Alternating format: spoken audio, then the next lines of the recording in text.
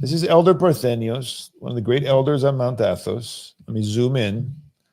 And he's being interviewed here, I think, for a Romanian journal or something. So let's read it. This is Elder Parthenios here on the left, sitting with fathers, I think, probably somewhere on Mount Athos. They're treating him.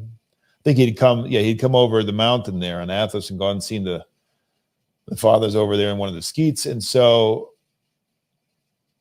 he's talking about the dangers of mobile phones and the internet to monastic life. What they pose to monastic life, that's the context, right? Reflecting on nearly 50 years as abbot, Elder Parthenios recounted incidents in which monks who had left the world for a life devoted to God fell prey to modern technology's temptations. Elder Parthenios highlighted how the intrusion of mobile phones and internet access has caused significant harm to monks. He said, "These devices are hazardous. Many monks have been deeply affected by mass media and the internet." He recounted a story of a young monk who sought his advice, his guidance, after experiencing temptations in his cell. Upon inquiring, Elder Parthenios learned that the monks in his hermitage regularly used mobile phones. They would stay up all night on their phones. At this hermitage, it's not there in the monastery, obviously, which disrupts their focus on prayer and distances them from the core purpose of the monastic life, communion with God. So they had temptations. The elder was called. He learned what's going on, that they're on the phones up into the night or way too often or something. Elder Parthenios emphasized the spiritual danger of bringing such distractions into a monastic setting.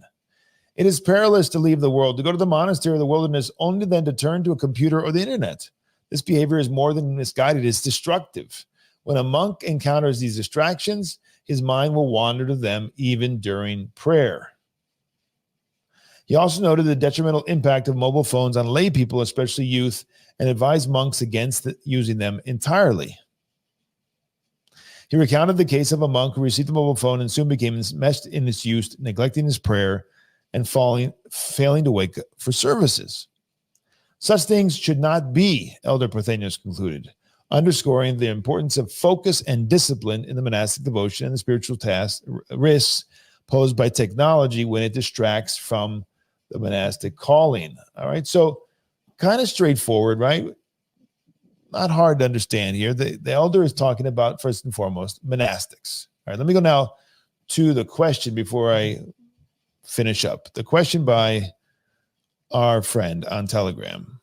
How does a person who lives in the world fight this? I'm super appreciative that there are monks and priests that are on YouTube, Instagram, Telegram, whatever, and the like, because orthodoxy is not everywhere, especially in America, right? So we're doing the missionary work through these means. I wish I could be rid of my phone, but living in our modern world, I cannot even do banking here in Russia without being connected to my phone. And this is an Orthodox country. How do you balance this? I'm an online teacher and I have to have the internet. Even this message is being shared by the internet. All right, so I think you have your answer. And your answer is you can't. You need to have the phone. You need to have the internet.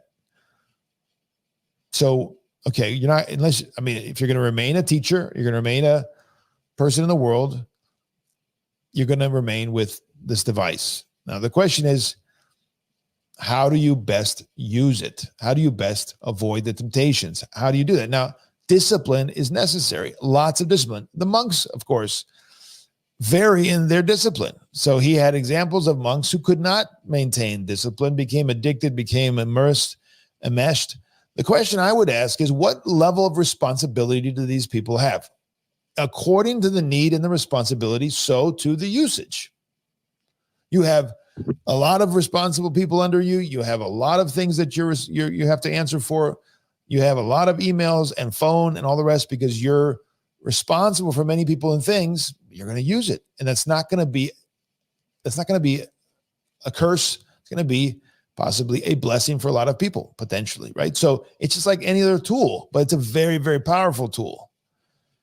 If you don't have responsibility for other people, if you don't have a need, you have to because you're a teacher or you're a priest or whatever it is that you're doing with this device now, teaching catechism like we're doing right now.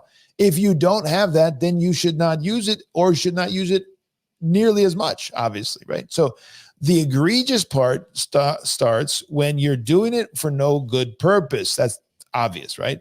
or you're doing it and you're losing time and energy on things that are blessed, or you're doing it at times which are not blessed. That's where it becomes egregious. That's where it becomes sinful. That's where it becomes a distortion. Just like a glass of wine is a blessed thing according to Holy Scripture. 2 or 3 or 4 glasses of wine every day no longer has a blessing, right? You're now getting potentially drunk or whatever. That's a little bit relative depending on the person, obviously, but you get the idea.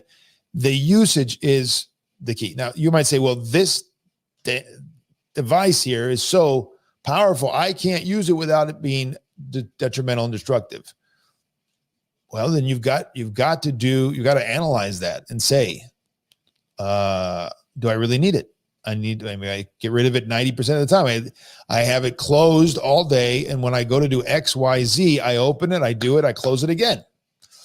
I don't think this is not the end of the world. Now, the monastics who have left the world, and especially a monastic in obedience, theoretically, for most cases, now there are exceptions to that depending on the monastery and the rest, but most of them don't have to have a phone at all. Or if they need to have it, very limited, right?